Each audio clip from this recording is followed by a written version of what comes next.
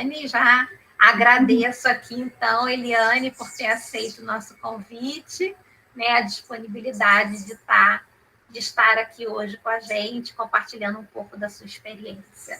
Muito obrigada. Eu também gostaria de agradecer novamente ao convite, Eliane.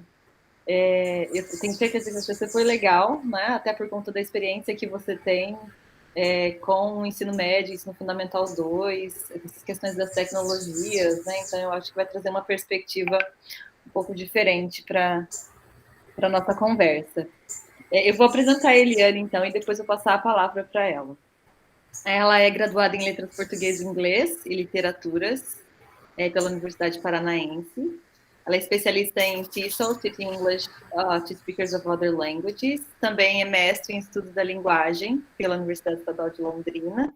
E é doutoranda também da Universidade Estadual de Londrina sobre metodologias para o ensino de línguas e suas tecnologias. A Eliane é professora QPM do quadro do Magistério, da Secretaria Estadual do Paraná, né, assim como eu fui no passado. Já atuou no Núcleo Regional de Educação de Londrina, no NRE, na função de técnica pedagógica de letras estrangeiras e também do CELEM, com implementações de ações de formação docente. Atualmente, ela é técnica pedagógica da SED, que é a Secretaria de Estado de Educação do Paraná, desenvolvendo o currículo de língua inglesa para o novo ensino médio nesse momento, e ela trabalha também com formação de professores da rede, nos cursos de formação pedagógica. Também está envolvida com pesquisa sobre ensino de língua inglesa, na perspectiva tanto da BNCC, quanto dos letramentos digitais e dos multiletramentos. Um currículo maravilhoso, né? Fique à vontade, então, Eliane, para essa conversa, né? E aí, você prefere que eles te interrompam para fazer perguntas, coloca no chat ou deixa mais para o final? Eu acho que a gente pode... Bom, boa tarde, né, a todos. Começo agradecendo a Andressa, minha colega aqui, não é, na Rede Estadual de Ensino. Professora Cíntia, agradeço pelo convite para estar aqui nessa tarde. Eu acho que a gente pode fazer no formato mesmo de um bate-papo informal, né? Então, tendo questionamentos, enfim, só levantar a mãozinha ali e a gente já passa a palavra. Podemos fazer no formato de uma roda de conversas, acho que fica mais produtivo também, né? Então, vamos lá. Mais uma vez, muito obrigada pela oportunidade. E em conversa, não é, com a professora Andressa, que formalizou o convite, eu planejei aqui alguma coisa, né, uma apresentação, falando de tecnologias digitais à escola pública, os avanços e os desafios. Eu vou falar numa perspectiva geral, não é, do Estado do Paraná, da Secretaria de Educação do Estado do Paraná, então esse é o meu lugarzinho de fala ali, não é? Então, assim, vamos deixar bem claro que nós não estamos falando de uma rede, não se trata de uma propaganda, né, de ações perfeitas, nós estamos aqui para dizer, olha, o que nós estamos caminhando para, né, os avanços que nós tivemos, pode até parecer contraditório, né, a gente sempre diz isso, mas a partir da pandemia, a pandemia acabou acelerando aí os processos, né, com tecnologia nas escolas, e nós tivemos isso muito claramente aqui na nossa rede. Então, a partir daí, também uma série de outras ações que já vinham sendo implementadas, que já vinham sendo pensadas, elas acabaram se acelerando, né? Então, o que eu vou falar aqui são das tecnologias de uma forma geral, daquilo que está acontecendo na nossa rede, tá? E deixo em aberto para que façam perguntas, enfim, para que conheçam um pouquinho melhor do que nós estamos implementando. E, embora eu vá colocar aqui alguns avanços, eu já adianto que os desafios são muito grandes, né? Porque nós estamos falando de uma rede imensa, né? Com mais de 1 milhão de estudantes. São 399 municípios no Paraná, com milhares de escolas. Então, os desafios são imensos, né? Então, tem ações que estão já em pleno funcionamento, tem outras que estão sendo implementadas, tem outras que batem alguns desafios lá na ponta que não estavam sendo totalmente esperados, e aí as coisas vão caminhando, mas estão acontecendo. Então, o que eu vou fazer aqui é mais uma exposição a partir daquilo que nós estamos vivenciando aqui, tá? E aí a gente vai estabelecendo essa conversa, né? Bom, não tem como a gente falar de tecnologia, não é, na educação, não tem como a gente mostrar ali os avanços que nós temos tido em relação à tecnologia na educação, sem retomar ali ao que diz a Base Nacional Comum Curricular, porque esse é o nosso ponto de partida, né? A partir da homologação da base, 2017-2018, aí da construção dos currículos, dos sistemas de ensino. Então, todas as nossas ações, tudo aquilo que é pensado para a rede, tem como ponto de partida o currículo, tem como ponto de partida ali o que é proposto na Base Nacional Comum Curricular. E para estabelecer essa conversa, eu vou delimitar aqui um pouquinho, né, no que a base diz especificamente lá na competência 5. Então, nós sabemos que a base é o nosso documento normativo, né? É ela que direciona a construção desses currículos, e a base estabelece essas 10 competências gerais, que se transformam em direitos de aprendizagem de todo estudante, né, de norte a sul, leste a oeste do país, em todo e qualquer sistema educacional que ele esteja matriculado. E eu vou chamar a atenção ali, né, como eu disse, para estabelecer essa conversa, para a competência de número 5, que é a de cultura digital. Então, a competência número 5, ela diz assim: compreender, utilizar e criar tecnologias digitais de forma crítica, significativa e ética. Para quê? Né? Para que nós queremos compreender, utilizar e criar tecnologias digitais? E olha só, ali já estabelece, são 3 verbos, né? Não basta apenas compreender, eu tenho que utilizar. Não basta apenas eu utilizar, eu tenho que criar, né, tecnologias digitais para comunicar-se, acessar e produzir informações e conhecimentos e exercer protagonismo e autonomia, né? Como nós sabemos, as 10 competências gerais da BNCC, elas vão perpassar, elas vão estar presentes ali em todas as áreas do conhecimento, não é? Em todos os componentes curriculares de toda a educação básica, desde lá da educação infantil até o final do ensino médio. Então, o que diz cada uma dessas competências, elas vão sendo ali, né, vamos dizer, diluídas em todos essas etapas, em todos os componentes, em todas as áreas. Ou seja, o que está posto aqui não é para um componente específico ou para uma área específica, e sim para todos, né? E aí, então, trocando assim, né, em miúdos, o que a BNCC diz com cultura digital, então ela diz lá, olha, que nós precisamos compreender, utilizar e criar, como já li lá, né, tecnologias digitais de informação e comunicação, de forma crítica, significativa, reflexiva e ética, nas diversas práticas sociais, incluindo as escolares, para se comunicar, acessar e disseminar informações, produzir conhecimentos, resolver problemas e exercer protagonismo e autoria na vida pessoal e na vida coletiva. Sempre que eu olho para essa competência, eu fico pensando, meu Deus, que responsabilidade, né? É uma competência como as outras, né? Mas é uma competência que traz ali uma carga. Por que me remete a isso? Porque nós, nesse momento, eu principalmente penso, eu sou professora, eu estou na escola, não é? Eu trato de formação de professor, mas como que eu estou em relação a essas tecnologias, né? Quando eu vejo ali compreender, talvez, ok, utilizar, nós não somos, agora nós já estamos na geração alfa, né? Que é a primeira geração totalmente digital, somos nascidos de 2010 para cá, né?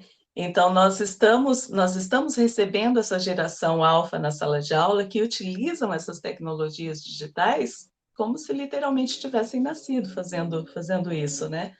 Mas e criar tecnologias digitais de formação e da comunicação? Onde que o meu componente curricular especificamente, que é língua inglesa, né, entra aqui nesse criar de forma crítica, de forma significativa, de forma reflexiva, de forma ética, né? Então, isso sempre me traz uma reflexão maior, né? Que traz para mim, olha, se eu estou formando professores, se eu estou trabalhando com estudantes, como é que eu me coloco em relação a isso, né? Então, esclarecendo a competência, isso aqui é um material da Nova Escola, tá? Só tomei de empréstimo ali, depois eu posso até compartilhar para vocês acessarem. Ela reconhece o papel fundamental da tecnologia e estabelece que o estudante deve dominar o universo digital, sendo capaz, portanto, de fazer um uso qualificado e ético das diversas ferramentas existentes e de compreender o pensamento computacional e os impactos da tecnologia na vida das pessoas e da sociedade. E aí, né, esclarecendo ali, compreendendo essa competência, a gente vai verificando, né, a gente vai deixando um pouquinho mais claro o que é que se espera dela. Então, o que é que se espera? O que envolve? O que está posta nessa competência? A utilização de ferramentas digitais, ou seja, o uso mesmo das ferramentas multimídia, dos periféricos, né, para aprender a produzir. Envolve a produção multimídia, ou seja, a utilização de recursos tecnológicos para desenvolver, desenhar, publicar, apresentar produtos. A linguagem da programação, né, usar linguagem de programação para solucionar problemas. O domínio dos algoritmos, compreender e escrever algoritmos, utilizar os passos básicos da solução de problema. A visualização e análise de dados. Envolve o mundo digital, ou seja, entender o impacto das tecnologias na vida das pessoas e na sociedade, incluindo nas relações sociais, culturais e comerciais. E envolve o uso ético, né, das tecnologias digitais, sendo capaz de comparar comportamentos adequados e inadequados.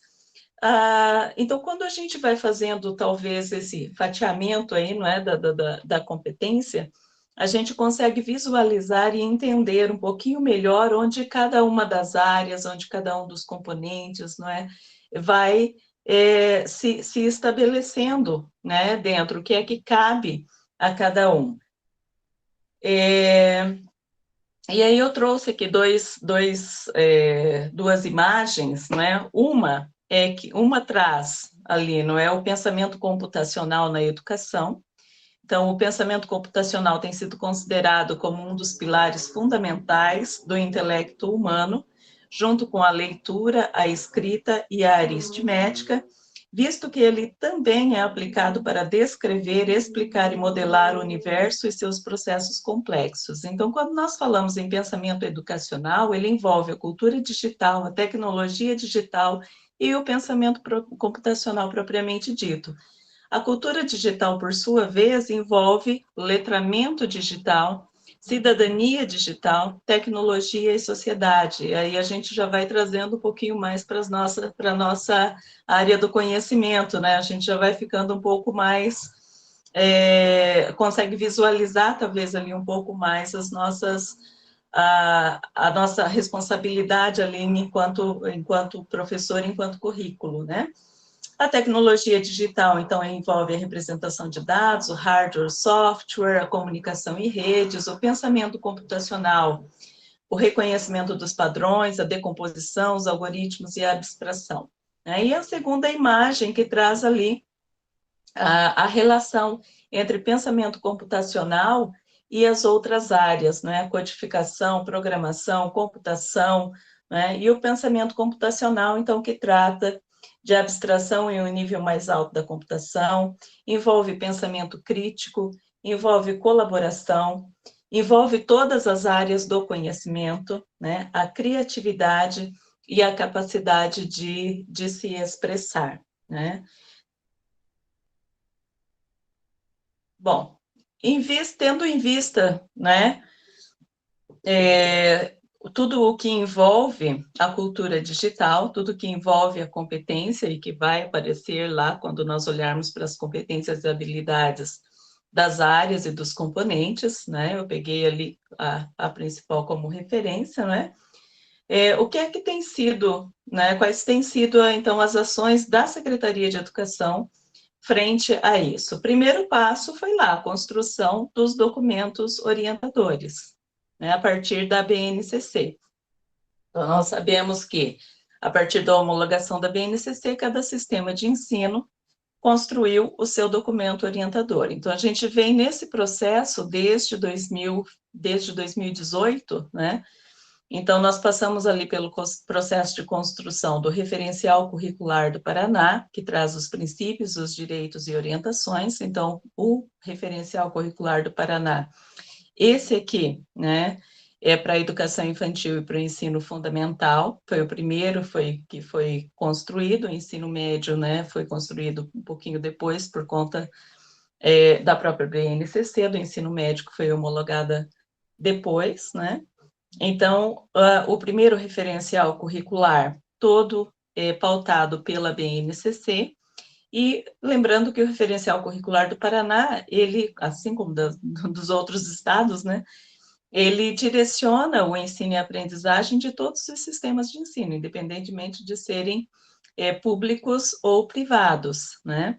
Então, depois do referencial curricular do Paraná, então veio o referencial curricular para o ensino médio do Paraná, que foi homologado em 2021, mais especificamente em agosto de 2021.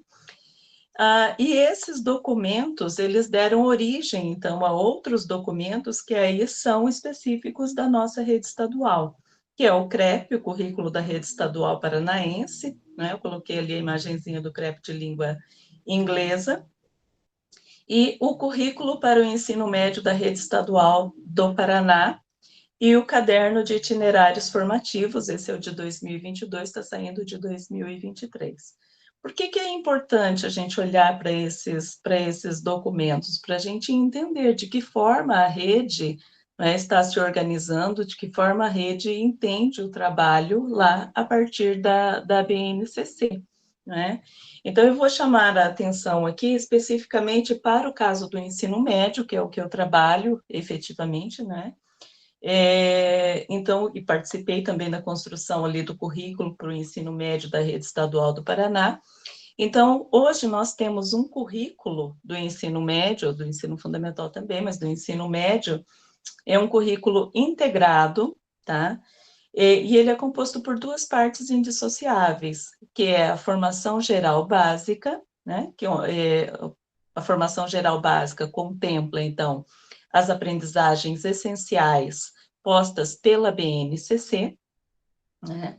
E o nosso currículo da formação geral básica, como eu disse, ele foi organizado de forma integrada, ele está organizado por área do conhecimento e por componente curricular, né? Então, aqui, quando nós abrimos esse documento de cima, aqui, o currículo para ensino médio da Rede Estadual do Ensino do Paraná, nós vamos verificar exatamente isso, um currículo por área e por componente. Um currículo por competências e habilidades, conforme está posto lá na BNCC. As competências e habilidades são postas para a área, não é? E cada componente curricular, então, traduz essas competências e habilidades em objetivos de aprendizagem. Ou seja, ele está organizado por área, porém o componente curricular não perde a sua essência, né? Então, como nós falamos nas nossas formações aqui, nós temos um currículo E o coração desse currículo, a parte central desse currículo, são exatamente os objetivos de aprendizagem, né? Para onde cada componente olha, não é para onde o professor olha, para iniciar ali o planejamento da sua prática docente.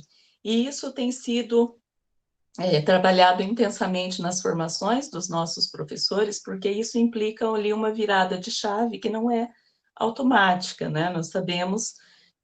Nós temos uma diversidade de professores formados em tempos diferentes, de formas diferentes, né? E tradicionalmente, culturalmente, até o momento, nós tínhamos um currículo que era por conteúdo, né? E agora nós temos um currículo que é por competências e por objetivos de aprendizagem, né? Então, a gente tem trabalhado intensamente nas nossas formações para trazer para o professor, não é, essa perspectiva que não é nova na educação, porém posta em um currículo, não é, é nova, de que o ponto de partida para a sua prática pedagógica está ali nas competências, nas habilidades, nos objetivos de aprendizagem e não mais no conteúdo. Então, essa é a primeira parte. A segunda parte do currículo é a dos itinerários formativos. Então, nós optamos, né, fizemos a organização aqui no estado do Paraná de acordo com as características da nossa rede, e nós optamos pela oferta de itinerários formativos integrados, ou seja, nós temos a área de Ciências Humanas e Sociais Aplicadas integrada à área de Linguagens e suas tecnologias, e nós temos a área de Matemática, que é a área e componente, integrada às Ciências da Natureza, né? Então, os nossos itinerários formativos, que é a parte flexível do currículo, né? Que é aquela parte que o aluno tem a possibilidade de escolha, aqui ele vai poder escolher entre o itinerário formativo integrado de Ciências Humanas, Sociais Aplicadas e Linguagem ou o itinerário formativo integrado de Matemática e Ciências da Natureza. Uma vez escolhido esse percurso, né, ele vai seguir por trilhas de aprendizagem. Isso também seria diferente, tem diferentes organizações, essa foi a nossa proposta. Das trilhas de aprendizagem. Então, eles seguirão por trilhas, né, organizadas também de forma integrada entre as áreas, mas sempre com um dos componentes curriculares sendo ali como principal. Vocês já vão entender por que eu estou explicando isso, tá? Bom, então esse foi o primeiro passo. Se nós temos lá um documento maior que traz as competências, que traz os direitos de aprendizagem, nós precisamos traduzir esse documento aqui, né, para a nossa realidade, respeitando as suas premissas. Então, a partir desses estudos, nós temos hoje, então, esses documentos que direcionam a prática, né, que direcionam todas as ações, na verdade, da secretaria e que direcionam a formação dos professores, né?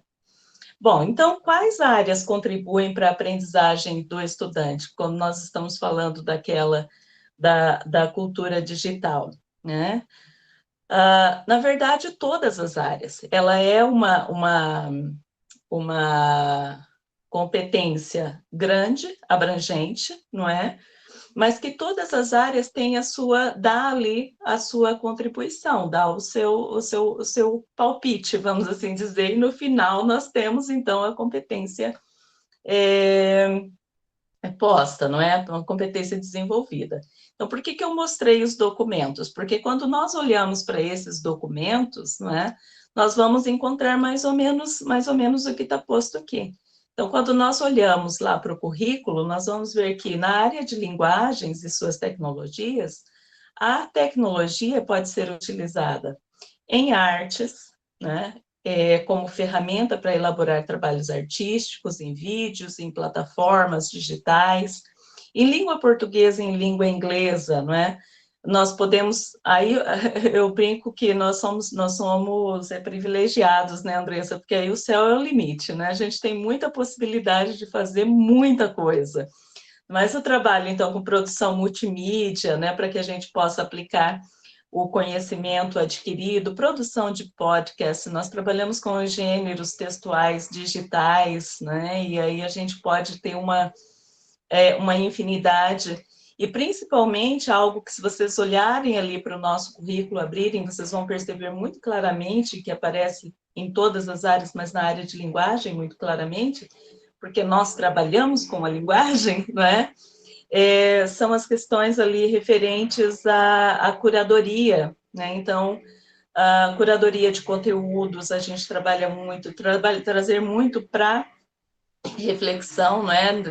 Ali desenvolvendo o senso crítico do estudante em relação às novas mídias, em relação à comunicação em plataformas digitais, o que é ético, o que é correto, a gente traz, isso está posto no nosso currículo, a gente traz muito para fake news, né, para discussão de fake news, enfim, a gente trabalha bastante, não somente com a produção ali dos gêneros, e inclusive dos gêneros multimodais, isso está posto lá no currículo, né, com o trabalho de produção com os gêneros multimodais, com a transmídia, com multimídia. Isso também já está estabelecido no currículo, como a gente traz também para a sala de aula as discussões, né, a respeito de ética, a respeito de cidadania, enfim, né. Ciências da natureza, que faltou um C ali, cortou, surge como instrumento para investigar e também como meio de produzir informações e conhecimento.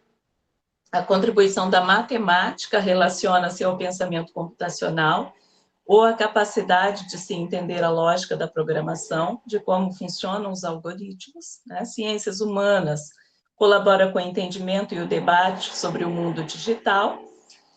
E nessa área, né, na área de ciências humanas, e aí, para o nosso currículo, isso tem um impacto grande, porque no nosso currículo, a área de linguagem está integrada às ciências humanas, né?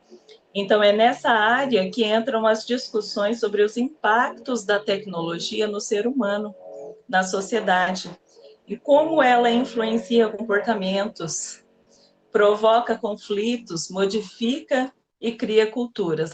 Discussões bem pertinentes para o nosso tempo, né? Para o momento em que nós estamos passando. O que é adequado, o que é ético, o que não é ético. Então, chamou a atenção aqui para as duas, principalmente para as duas áreas, para a área de linguagens e suas tecnologias e para a área de ciências humanas, né? Porque aí está o nosso esforço no momento, tanto de formação, né, dos professores, para que esse currículo se efetive lá na ponta, para que ele se efetive na sua prática, né?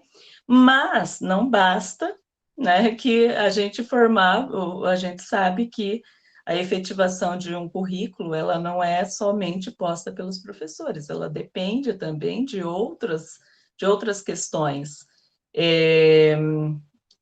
operacionais, de outras questões de estrutura mesmo, de escolas da rede, que não é somente dizer, olha, vai ser colocado lá, né, só depende somente do professor e da sua boa vontade, né? Então, dessa forma, o que a gente tem acontecendo, né? Não está ainda, que está em operacionalização, que está sendo proposto ainda para a rede, já está encaminhado, não é? Já está acontecendo, e cada vez mais a gente espera que isso se concretize, né? Então, no que diz respeito aos itinerários formativos, tá? Nós vamos ofertar, né? Está prevista ali a oferta a partir do ano de 2023, itinerários formativos de pensamento computacional, de robótica e de mídia digitais e processos criativos. Então, pensamento computacional e robótica, eles estão mais voltados para a área de ciências da natureza, suas tecnologias e matemática. Mídias digitais e processos criativos está na área de linguagens e suas tecnologias, integrado com ciências humanas e sociais aplicadas, tá? Então, o que dizem pode ficar tranquilo que a gente não vai ler tudo isso, não. O que dizem esses itinerários formativos, o que é esperado, né? Esse é um trecho da ementa. Então, o pensamento computacional, ele já está sendo ofertado, tá? Ele já está em progresso. Quem está matriculado esse ano na primeira série do ensino médio já tem essa unidade curricular, que é pautada na premissa da formação integral do sujeito e que envolve, de forma direta, as tecnologias digitais da informação e da comunicação, né? Então, conforme consta ali na ementa, isso segue o que está previsto pela competência da BNCC, né? Então, aqui, ele vai além, ele não trata somente da forma, não se trata somente do conhecimento do que são as tecnologias digitais da informação e da comunicação, mas da forma como são utilizados no cotidiano. E aí, quem trabalha com o pensamento computacional trabalha sob a perspectiva dos 4 pilares da educação, né, conforme está posto lá pela BNCC. E aí eles trabalham com uma plataforma digital, que é a plataforma Alura, né? A trilha de aprendizagem de mídias digitais e processos criativos, que é a trilha da área de linguagens e suas tecnologias, né, que envolve ali os 4 componentes curriculares da área de linguagens e suas tecnologias, língua portuguesa, língua inglesa, arte e educação física, né? Essa será, a partir do ano que vem, destinada à segunda série do ensino médio, como acredito que em todo o sistema, né, educacional, o ensino médio está sendo implantado de forma progressiva, não é? 2022, primeira série, 23, segunda, 24, terceira série, né? Então, essa trilha faz parte da segunda série do ensino médio, e ela tem como objetivo aprofundar e desenvolver os conhecimentos dos estudantes sobre práticas artísticas, criativos, sobre mídias digitais e suas interações na sociedade de forma crítica e responsável.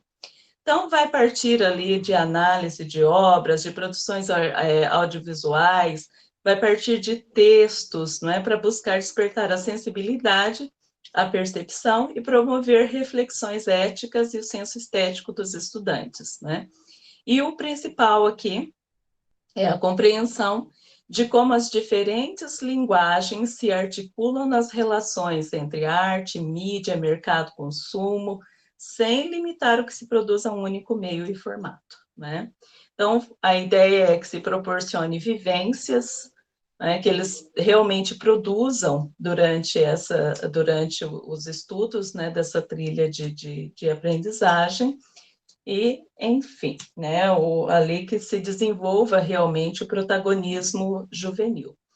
Também para a segunda série vai ter a trilha de aprendizagem de robótica, né, como eu disse, essa é uma trilha mais ligada ao outro itinerário formativo de matemática e de ciências da natureza.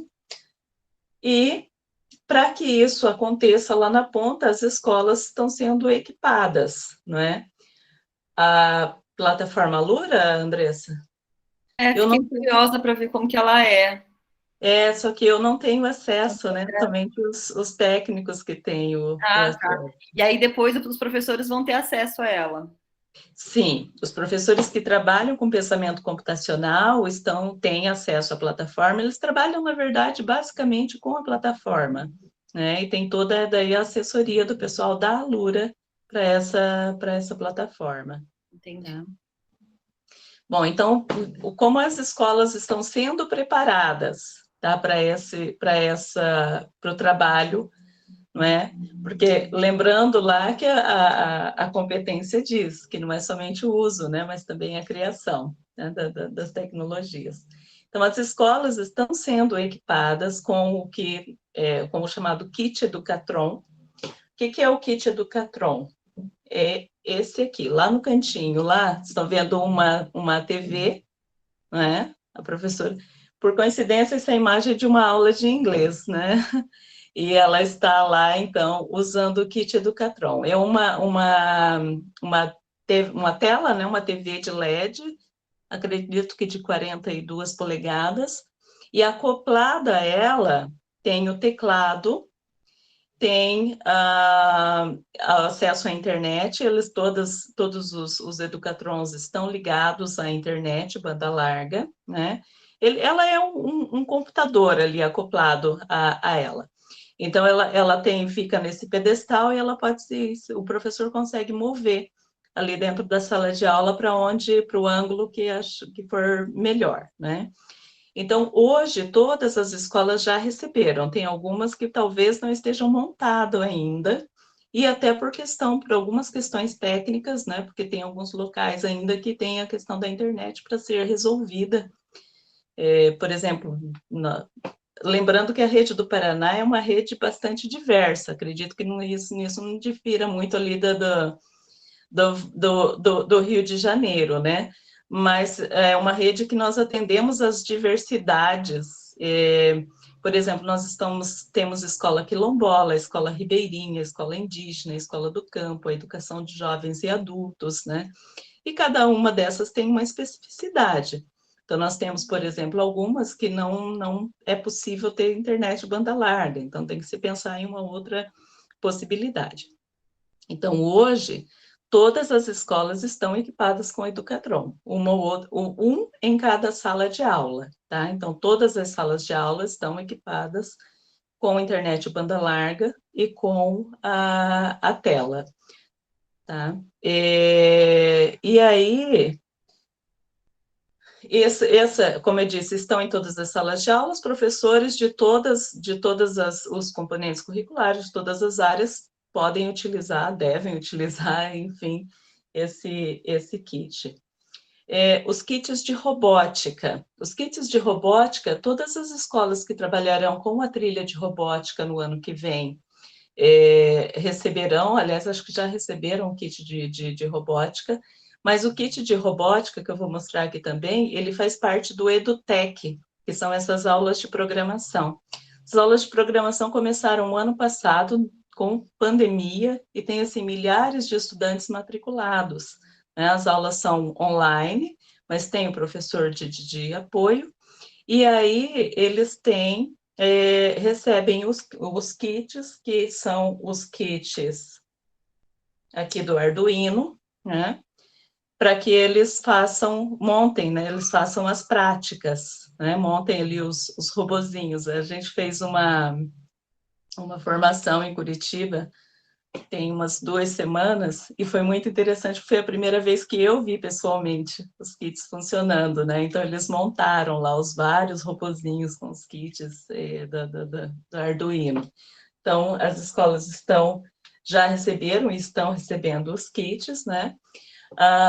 As escolas sendo todas equipadas com internet banda larga, com os laboratórios de informática, né? Claro que tem os percalços aqui no meio do caminho, mas a ideia é caminhar para que 100% das escolas, né, estejam equipadas. As plataformas digitais, nós temos o Inglês Paraná, a Redação Paraná e a Alura, como eu disse, não é? Então, o Inglês Paraná é o aplicativo, que todos os alunos têm o acesso, não é? O Redação Paraná também é aplicativo. Então, tem o acesso, pode acessar por celular, pode acessar pelo laboratório da escola, enfim, não é?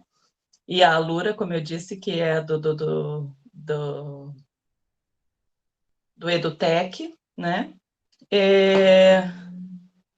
Além disso, né, a gente tem que pensar, e aí, como que fica a formação do professor?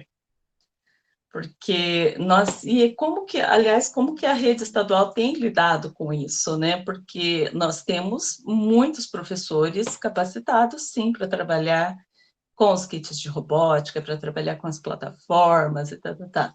Mas nem 100% dos nossos professores têm os professores que são destinados para isso, né? Para essas áreas. Então, a gente teve que pensar, né? Tem que pensar muito na formação do professor, como que fica essa formação, né?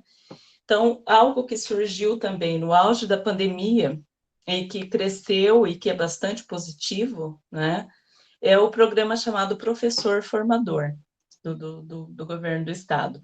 No professor formador, para dizer assim em palavras muito simples, é o professor formando o professor. E isso tomou uma dimensão tão boa e tão grande que hoje o professor formador está se transformando na universidade do professor, né? Dentro da própria secretaria. Então, como que funciona? Nós temos os núcleos, né? Nós temos um núcleo lá na Secretaria de Educação que pensa as formações, pensa por área, pensa por componente curricular, pensa por etapa de ensino. Então, nós temos curso de formação hoje para todos os componentes curriculares do ensino fundamental.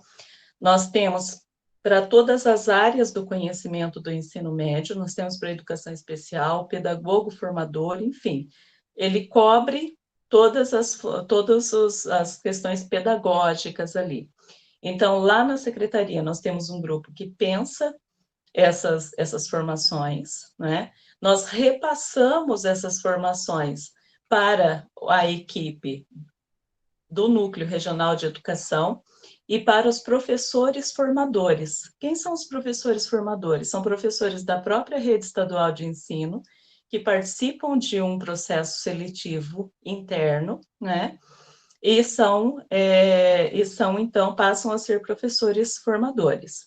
Então, eles recebem essa formação da secretaria, né? E eles repassam essa formação para um grupo de professores que também se inscreveram para aquele grupo. Então, eu, professora, lá na sala de aula, a cada 3 meses, eu recebo uma relação de cursos do professor formador. E eu posso escolher, então, qual eu quero fazer no próximo trimestre, né? Então, eu, por exemplo, hoje eu coordeno a formação da trilha de linguagens e suas tecnologias, né? Então, toda semana eu faço uma reunião com o meu grupo de formadores, repasso uma formação, e aí toda semana eles vão repassar essa formação para o grupo de professores deles, né? Então, basicamente é isso, nós formamos o professor forma o professor, né? E são milhares de professores hoje participando dessa formação. E essa formação, ela teve início, como eu disse lá na pandemia, com questões emergenciais, porque quando toda a nossa sala de aula teve que se transformar em sala de aula virtual, e esse processo foi feito assim, de supetão, né? Quando começou a pandemia, foi tudo transformado para o Google Classroom e para o Google Meet.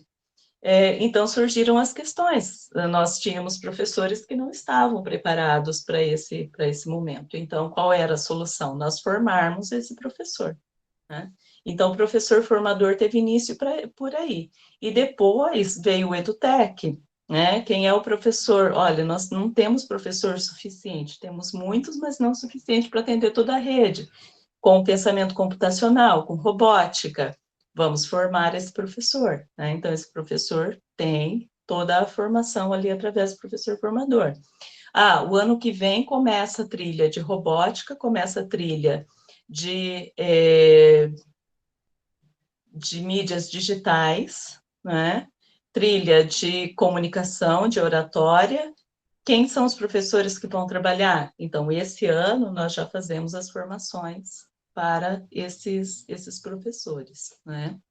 Nós gostaríamos de atingir todos, mas isso ainda não é possível, mas a gente está caminhando aí para atender o maior número possível. E isso tem tido uma aceitação muito grande da rede. Eu vi que a Andressa ali mesmo colocou que ela chegou a participar, né?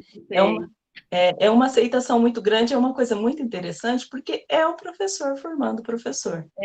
E porque na sala de aula também, nas escolas, né? Como assim, você está ali na correria do dia a dia, você tem a hora de atividade, mas ela é pequenininha, às vezes você não senta para conversar com um colega da mesma disciplina e trocar ideias, e você não tem muito esse espaço para diálogo, né? Assim, no dia a dia da sala de aula. E aí, quando começou o curso, eu me inscrevi, se eu não me engano, foi um sobre tecnologias, inclusive. E foi muito legal, porque o que eu fiz, que eram os professores do núcleo de Arapongas, então eu conversei, era um grupo de, se não me engano, 30 professores da rede. Então a gente trocava ideia, a gente trocava conteúdos, o que você está trabalhando, o que você vai fazer, o que você pensou, que ferramenta você acha que vai ficar legal usar aqui. Então, compartilhar sequências didáticas, unidades didáticas sobre tecnologias, né? Até porque a gente estava num processo ainda para voltar para o presencial, então, assim, trocava angústias, como será que vai ser, o que vai acontecer quando a gente voltar para a sala de aula, né? Será que a gente vai ter os computadores lá? E aí a gente realmente teve todo esse processo, né, de hibridização no Paraná, né, de todas as salas, pelo menos todas nas escolas que eu trabalhei, todas as salas tinham o seu laptop, tinham o retroprojetor com rede de internet, então foi uma volta até que tranquila nesse sentido, né, das tecnologias. E aí depois eu dei um curso, eu me inscrevi no processo seletivo e dei um curso também para o núcleo de Faxinal do Céu, se eu não me engano, eram também mais ou menos 40 professores, foi muito legal. E são vários temas, né, Eliane, que a gente pode trabalhar. Hoje acho que são mais de 40 temas disponíveis no formador. E acho que o grande pulo do gato é exatamente isso, é do professor formando o professor, porque é exatamente o que a Andressa falou, é a troca das angústias. Né? A gente muitas poder vezes escolher também, né? Então você pode escolher qual trilha você quer participar, qual tema você quer participar, não é algo imposto, assim, né? Você vai fazer essa trilha, você vai participar disso aqui. Então você vai lá e escolhe mesmo qual você quer fazer, tudo com certificação, é bem legal. Eu tenho esse trimestre, eu tenho um professor da área de matemática fazendo a minha trilha de comunicação. É uma opção dele.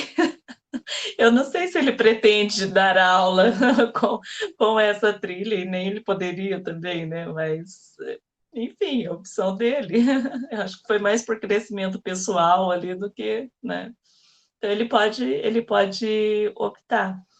E, assim, se nós pensarmos, enquanto Secretaria de Educação, nós fazemos formações, o professor formador não eliminou as formações presenciais, agora, né, no pós-pandemia. O ano passado, nós fizemos formações, 4 semanas de formação em Foz do Iguaçu.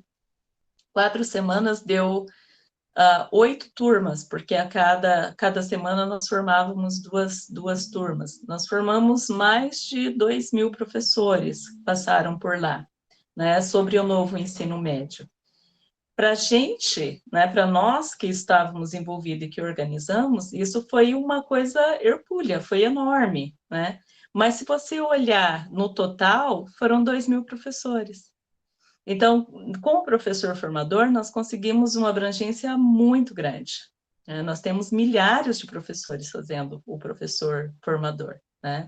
Então, essa formação lá, a presencial, a ideia era, formamos o professor, que vai ser ponto focal naquela escola, para referência, para o novo ensino médio. Então, ele volta para a sua escola, né? E ele vai auxiliar a equipe gestora ali com o ensino médio. Tem a sua validade, não é? Tem enfim, teve a sua efetividade, está tendo ainda, né, a sua efetividade, porém é um número menor. E no formador a gente consegue, né, chegar muitas vezes, inclusive, àqueles professores que estão lá em regiões mais distantes e que nunca tiveram oportunidade de participar realmente de uma formação ofertada pela secretaria, enfim, né? Então, e por isso que isso está crescendo para se tornar a universidade do professor, né? Bom, enfim, como eu disse, era mais ou menos isso, era compartilhar um pouquinho com vocês de como nós estamos nos organizando aqui, né, para em frente a esses desafios. Procurei fazer ali o percurso, né, desde a base até os nossos documentos, de como o nosso currículo tem se efetivado realmente na prática, como nós temos trabalhado, né, para que esse currículo se efetive, e um pouquinho, então, dos passos que nós temos seguido, tá? Deixo aqui meu contato, caso alguém queira, né, tenha alguma dúvida, queira, enfim, fazer algum questionamento. E aí abro para vocês. Quiserem comentar, quiserem perguntar, né? Enfim, estou à disposição.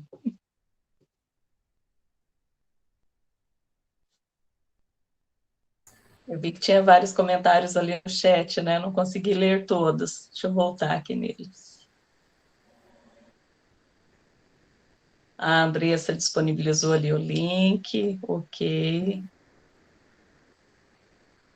Olha que legal, a Vanessa colocou ali que já tem a Estação Aprender, né? Que ela consegue trabalhar com multiletramentos no ensino de inglês, como língua adicional. Olha, interessante a sugestão da Cíntia ali, né? Ouvir os professores que atuam na rede pública, se nós tivermos aí professores que estão participando, quiserem compartilhar um pouquinho das suas experiências, da sua realidade, né? Boa tarde, Irene. E eu gostaria também de saber um pouquinho como que isso tem acontecido aí no sistema público do Rio de Janeiro, um pouquinho da realidade de vocês. Acho que é importante essa troca de experiências, né? Essa troca de informações aí. Boa tarde, professora. Tudo bem? Tudo, boa tarde. Que a experiência já que eu tive de estágio e pelo menos de residência, eu não vi ainda muito dessa tecnologia chegar aqui no ensino público, tecnologia desse tamanho, pelo menos na região do Rio de Janeiro. Eu não vi ainda muito sobre. Às vezes nem um data show tem, aí fica tudo na caneta e no quadro mesmo. No virtual. Literalmente. Literal. No sentido de navegando por aí. A gente brinca muito, né? Fala, mas como que eu vou construir talvez alguma coisa? Aí eu falo para o aluno, agora você imagina, né? A gente precisa de um mínimo, pelo menos, né, para que isso aconteça, né? Isso demanda investimento, isso demanda força de vontade também, né? Como eu disse, não é que nós estamos aqui com 100% e que a gente não tenha problemas, tá? O que eu disse ali, olha, as possibilidades são muitas, mas os desafios são muitos também, tá? E tecnologia é tecnologia, né, gente? Tecnologia, se a gente com o celular ali, às vezes a gente fica na mão com o celular, com o computador, imagine quando nós estamos falando de milhares de educatrons, quando nós estamos falando né, de uma escala tão grande assim. E a gente, às vezes, acaba encontrando situações, né, tão diversas que demandam mais tempo mesmo para se resolver. Na última formação que a gente teve em Curitiba, agora também com professores, formação presencial, uma professora de uma escola do campo, até bem próxima aqui da minha região de Londrina, estava contando das dificuldades para se ter um laboratório de informática lá. Ela falou, olha, lá ainda não funciona, porque nós temos algumas dificuldades técnicas lá, além de precisar de receber novas máquinas, né, que ainda não está, né, do jeito que nós gostaríamos que estivesse. Então, assim, tecnologia é tecnologia, a gente sempre encontra alguns percalços aí, né? Eu vi que tinha mais uma... Morgana, acho que levantou a mão. Quer comentar?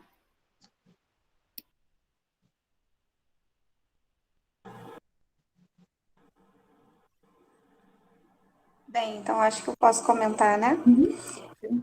Boa tarde, é um prazer estar aqui com vocês.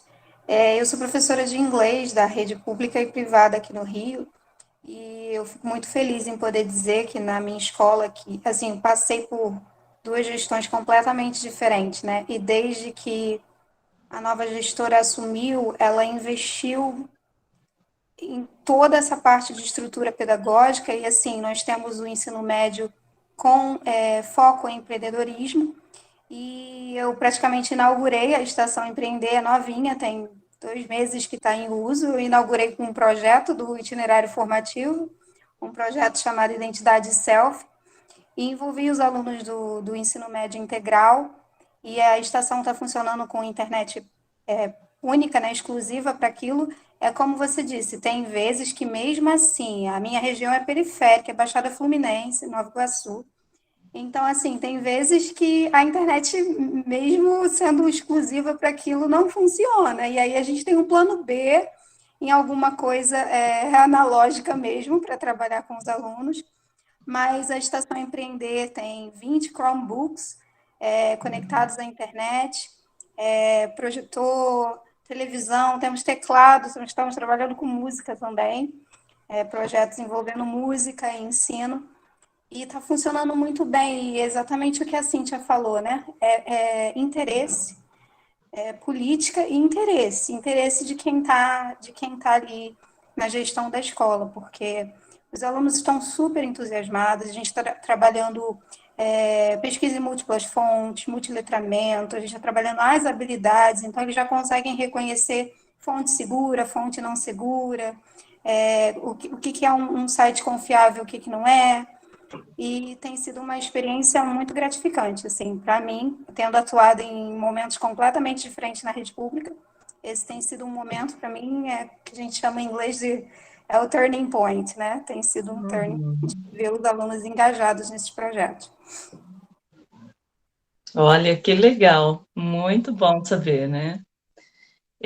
Eu vi que tem uma quase vizinha minha aqui de Biporã, a Luciana. Quer compartilhar para a gente um pouquinho a experiência, Luciana? Acho que a Luciana está na biblioteca, não é isso? Ah, tá. Tá. Ela compartilhou ali, né, que atua de primeira a quinto ano e que elas têm a lousa digital. Digital.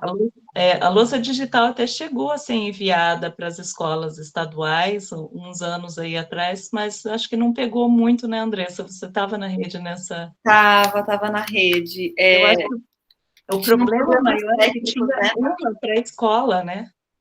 Tinham alguns problemas técnicos também, porque pré-pandemia, né, grande parte das escolas tinha um cabeamento muito antigo, que não suportava questões de conexão, então os diretores, né, os gestores que não investiram no cabeamento, nessa parte mais técnica, as lousas não foram instaladas, elas ficaram nas caixas, e era uma lousa por escola, né? Escola. Uma pena, né? Porque é um recurso maravilhoso ali. Você vê, a Luciana está relatando ali, né? Que inclusive tem a perspectiva de ser estendido para a educação infantil, né? Nos anos iniciais elas já utilizam. Eu cheguei a fazer alguma formação para trabalhar com a lousa digital e é um recurso fantástico. E a percepção que eu tenho, posso estar equivocada, mas a percepção que eu tenho é que antes da pandemia tinha-se uma aversão muito grande com o uso das tecnologias por parte dos professores. Né? Então, assim, a lousa chegou, todo mundo ficou assustado, né? O que é aquilo, como que vai funcionar, enfim. E pós-pandemia, a aceitação tende a ser um pouco mais fácil, né? Não sei, então como é que a gente usa, o que a gente vai fazer com isso aqui, né? Alguns processos aconteceram meio que a fórceps aí para a pandemia, né? A gente, como costumamos falar, se é que existe um lado bom da pandemia, né? Porque não tem lado bom, obviamente, né? Mas na educação foi esse aligeramento aí do uso das tecnologias, né? E eu acho que até um pouco daquela discussão que ainda tem, obviamente, mas discussão, a tecnologia vai substituir o professor, e um pouco da aversão do professor, né, em relação à tecnologia, tem um pouquinho o pé nisso, né?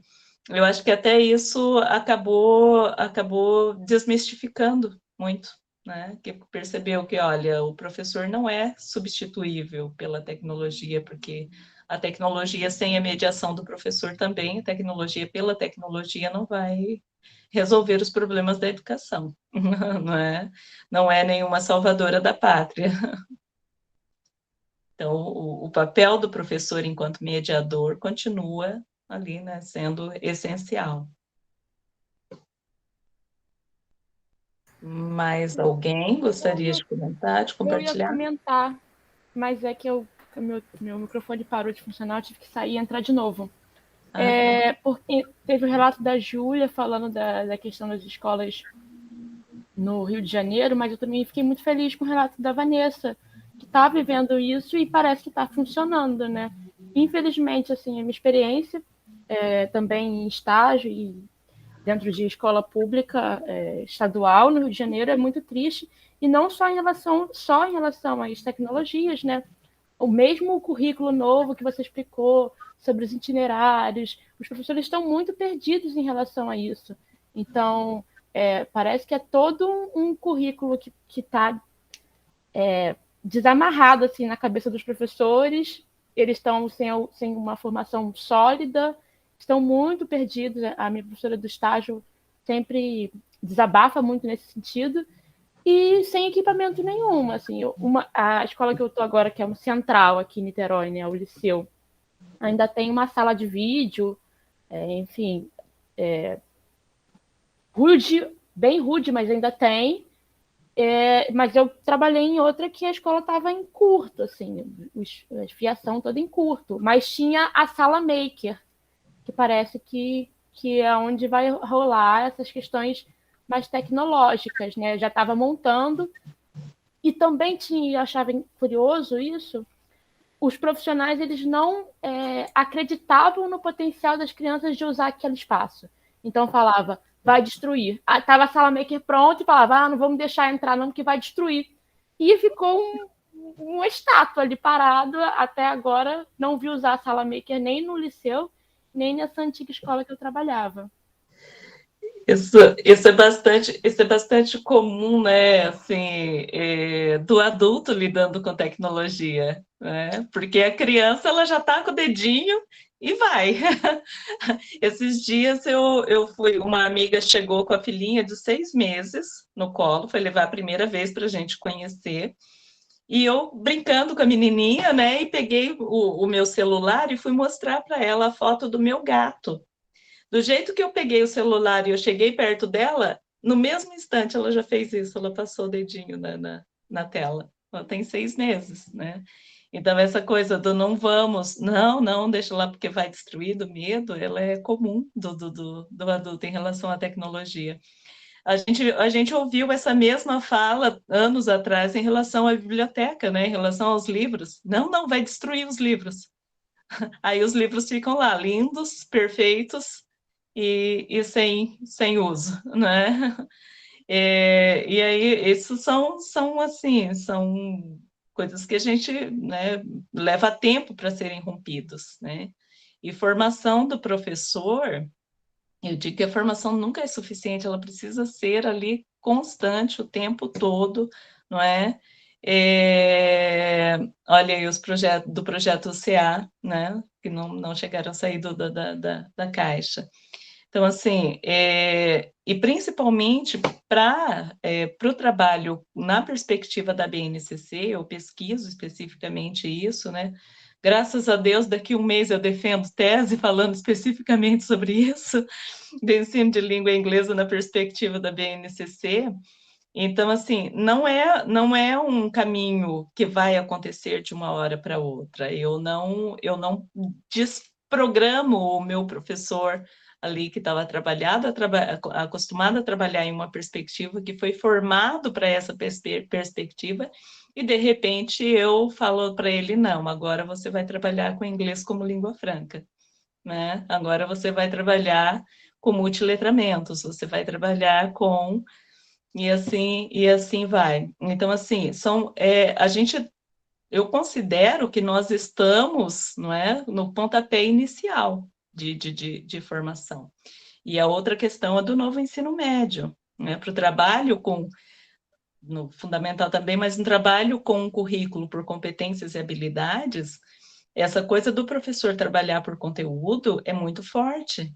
Então, eu não falo para ele de hoje para amanhã, olha, agora você vai trabalhar para desenvolver competências e habilidades. Então, aqui os seus objetivos de aprendizagem, né? E ele vai, a partir de 1, 2 formações ali, ele vai sair com essa prática renovada. Então, assim, mas nós precisamos começar e dar continuidade. Se nós começarmos, né, e a gente tiver continuidade nessas formações, daqui a alguns anos, sim, nós vamos ter, né, professores formados para essa perspectiva. Eu sempre brinco, falando sério, que formação de professor, ela serve para colocar aquela pulguinha atrás da orelha, a orelha do professor. E assim, e a partir dali ele pesquisa, né, se a gente conseguir despertar esse interesse no professor ali numa formação, pronto, ninguém segura mais ele, porque aí ele vai atrás, né? Então, eu falo que a formação ela precisa ser boa o suficiente para isso, para colocar essa coceirinha ali. Se conseguir, né, o professor parte, né? E eu vi ali para compartilhar, assim, que eu defendo na semana do dia 21 de novembro. E depois disso, acho que vai estar disponível já para consulta. Eu falo especificamente da formação do professor da escola pública, não é, para o trabalho na perspectiva uma gotinha de cada vez, exatamente isso, senão afoga. Falo exatamente da formação do professor, né, de língua inglesa para o trabalho na perspectiva da BNCC. Né? E a BNCC a gente sabe que não traz referências bibliográficas, mas ela dá pistas, né, de onde saiu. Então, ali no caso de língua inglesa, a gente tem várias viradas ali bem radicais.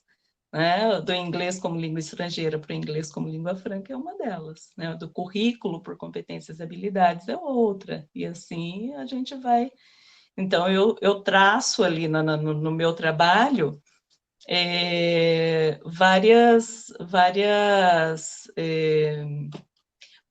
na verdade, nós promovemos aqui um curso de formação, né, para o professor, né?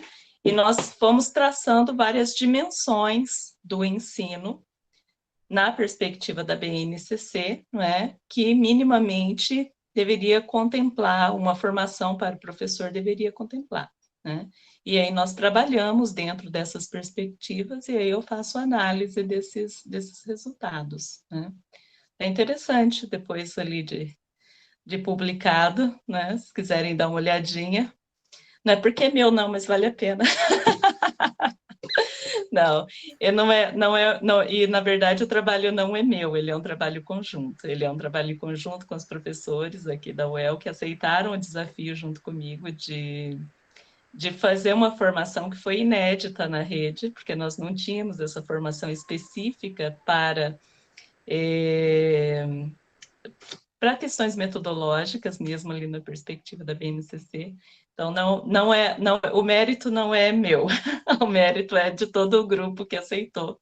Nós tivemos professores do Federal do Recôncavo Baiano, tivemos participação de professora da USP, de São Paulo. Então, todas trabalharam em parceria conosco nesse curso, fazendo essa formação. Então, a minha tese, na verdade, é quase que um relato de tudo que aconteceu. Mas é isso. Muito bom, Eliane. Vai ser virtual ou não? Vai ser presencial a defesa? Eu estou pedindo que seja presencial, porque eu vou falar, eu já estou quase 3 anos vivendo quase que exclusivamente no virtual. É verdade. Mas isso não está definido ainda. Se for virtual, eu mando para vocês. Isso, divulga para a gente, que com certeza é uma contribuição aí muito importante para a nossa área, né? Com certeza. Vai ser muito bom, e quando tiver publicado também, depois você compartilha conosco. Ok, compartilho sim. Tá bom? Mais alguém tem alguma pergunta, algum comentário? Quer compartilhar alguma experiência?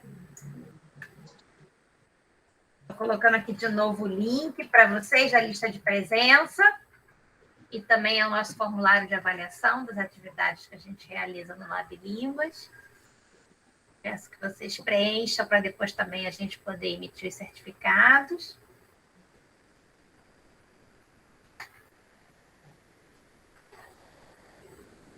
Mais alguma contribuição?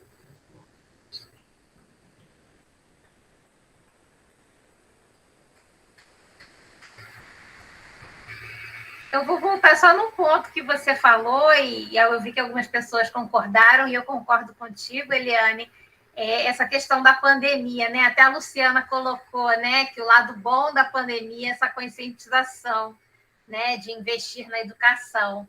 Né? Você falou da questão do papel do professor, eu acho que isso foi algo também que ficou muito evidenciado na pandemia, né? A importância do professor, né? O reconhecimento, né? Até dos pais, né?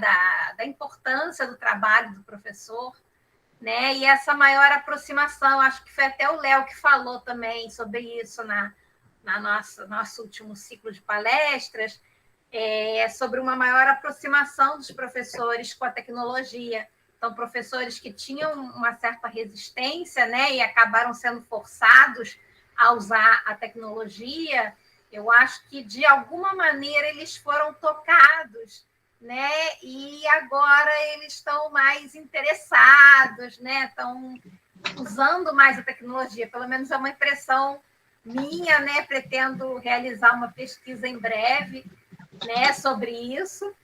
Tem já uma aluna da UERJ que também está realizando uma pesquisa sobre isso, para ver o quanto que a pandemia impactou, né, essa ampliação do uso das tecnologias no ensino de línguas. É um ponto interessante aí para a gente pensar. Eu fiz uma fala até no encontro aqui também da própria universidade, falando mais ou menos nesse sentido, e estava até assim comentando, né? Porque a gente acompanhou muito de perto aqui como foi todo esse processo com os professores. E nós tivemos, até eu fiz uma brincadeira, uma analogia com a língua inglesa, né? Falando, olha, se a gente fosse pensar em nível de proficiência do professor com tecnologia, nós teríamos do básico ao pré-intermediário, intermediário e avançado, né? Então, nós tivemos desde o professor que deu assim um show, né? Como as aulas virtuais, aquele que teve crise de pânico e não conseguia, e que a gente teve que literalmente pegar pelas mãos, e isso eu não estou falando como uma crítica, não, eu estou falando como uma constatação, porque às vezes a gente acha que uma coisa é muito óbvia, e ela não é óbvia, né? Nós tivemos professores aqui que tiveram tanto que se assustaram de uma forma. Teve uma, inclusive, que quando conseguiu falar, não, então tá bom, então eu vou falar ali pelo Meet, mas ela deixava o celular virado para cima, os alunos só viam o teto aqui da casa.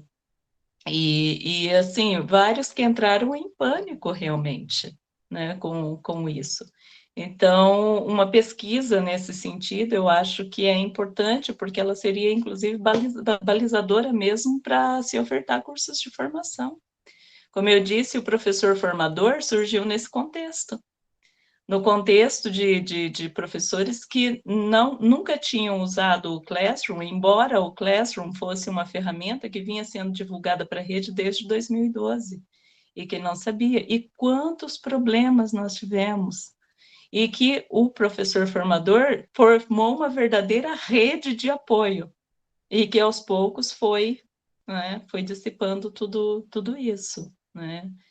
Então, assim, é interessante porque para balizar mesmo a formação, para entender que não adianta ofertar uma formação, tem que ofertar formação em vários níveis.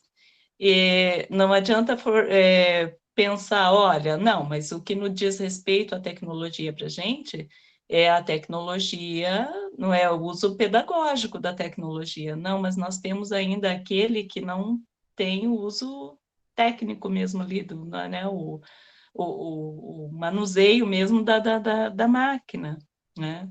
Então, são vários níveis de formação que precisam ser ofertados.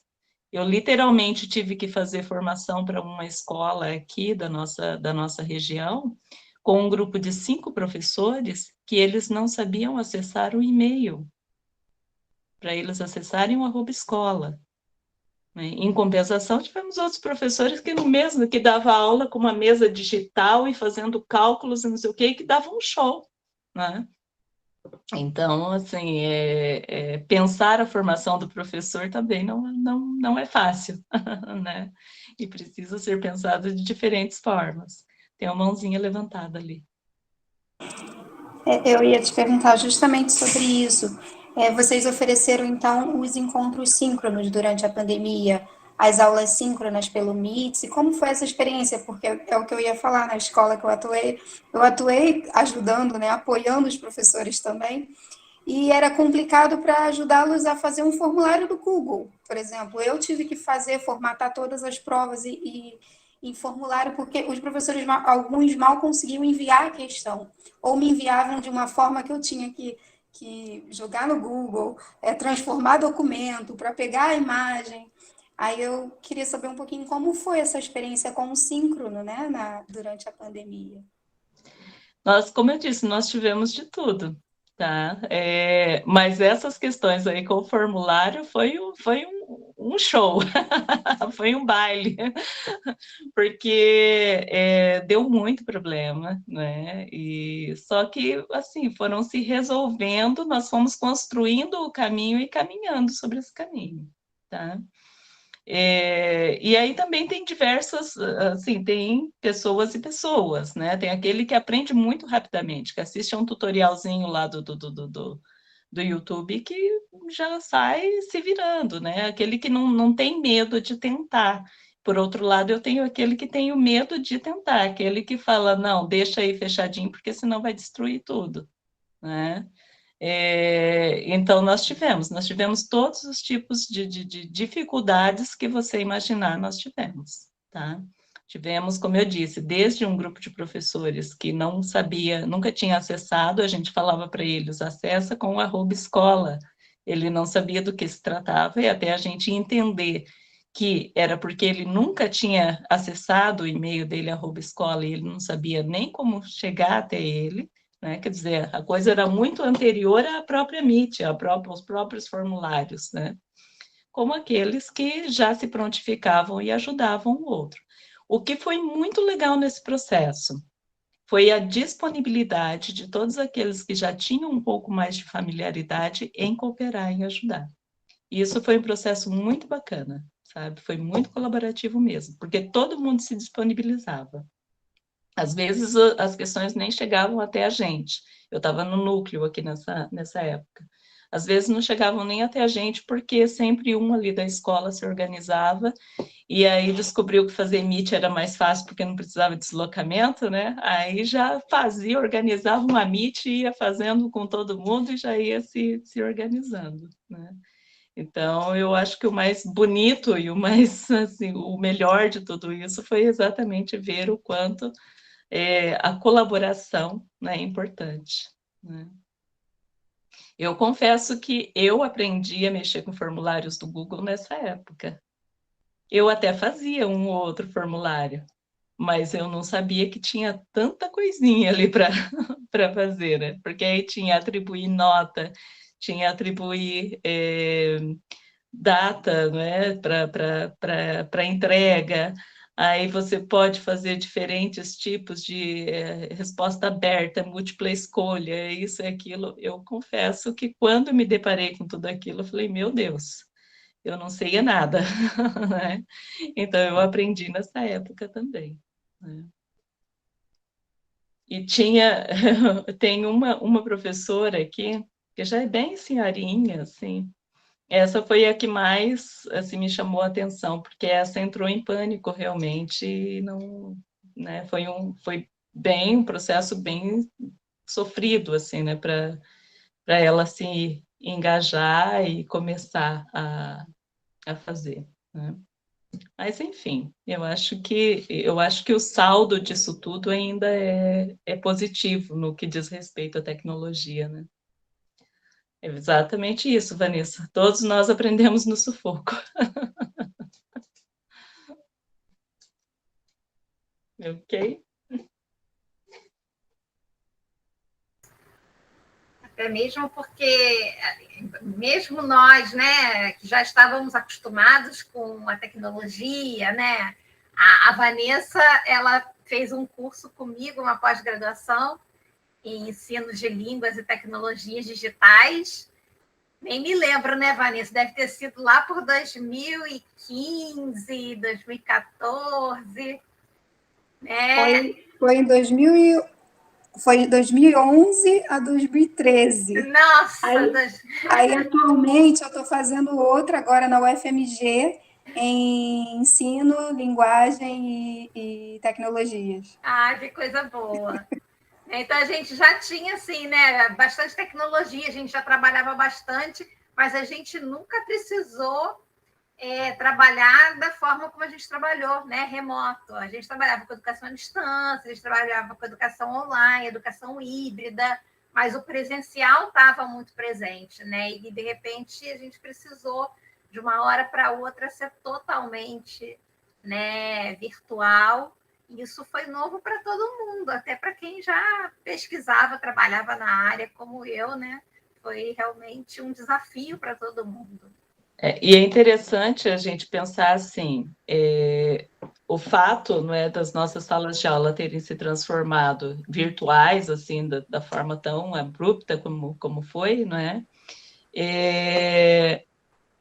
Significou um avanço muito grande, porém, em muitos casos, não significou um avanço tão significativo no que se diz respeito ao uso pedagógico das tecnologias, não é? Ao uso de metodologias ativas, porque aconteceu somente a transposição do presencial para o virtual.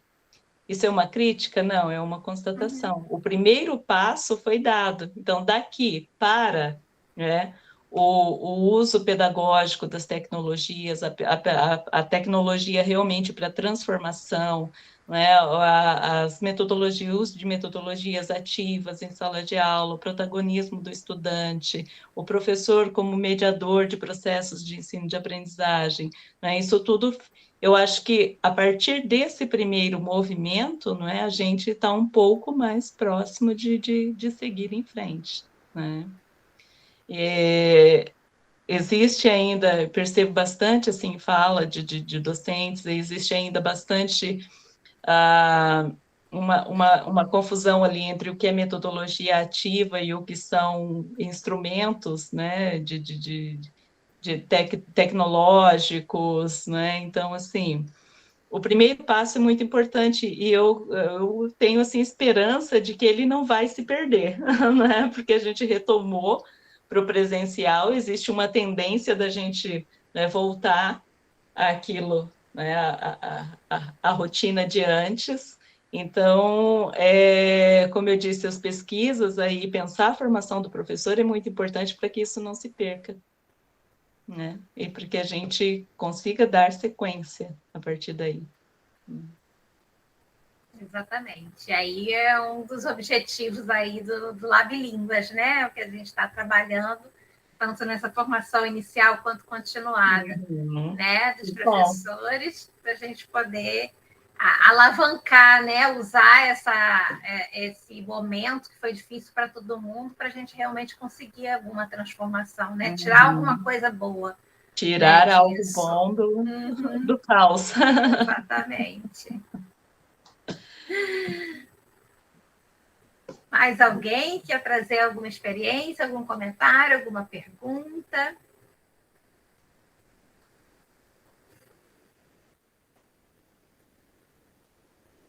Não? Acho que então a gente pode ir encerrando, né, Andressa? Estava fazendo as anotações aqui. Isso. Então, todos já preencheram, né, ali o formulário de avaliação de presença, né? Então, a gente agradece aí a participação de vocês. Esperamos que possam participar de novas atividades, né? Fiquem atentos que a gente ainda tem mais ciclo de palestra, devemos ter mais oficinas ainda até o final do ano. Se não me engano, a próxima é da Samantha, é sobre podcasts, não é? Eu agora não me lembro, não estou com a programação aqui, mas com certeza em novembro temos um Vai novo ser bem ciclo. legal, Isso, muito bom. E a gente está planejando também uma nova oficina, e no final do ano a gente vai ter o nosso terceiro encontro lá de línguas. A gente já deixa aqui o convite para que vocês participem. Né? Então, agradeço a participação de todos, agradeço a participação especial aí da Eliane, que aceitou o nosso convite e que compartilhou aqui com a gente, né, a sua experiência. Aprendemos muito e eu acho que vai servir também de inspiração, né? E até assim um norte, né, aqui para o Rio, para a gente tentar trazer essas ideias, né, e poder melhorar. Aí, no caso, como a Morgana falou, né, as escolas aqui em Niterói, a Júlia também. Foi muito bom saber da experiência da Vanessa no estado, que realmente eu não conhecia, né, mas eu espero que a gente consiga caminhar, né, agora e avançar, né, tanto na parte de infraestrutura quanto de formação de professores. Muito obrigada. Eu que agradeço o convite. Obrigada, Cíntia, obrigada, Andressa, obrigada a todos que participaram, né, com a gente.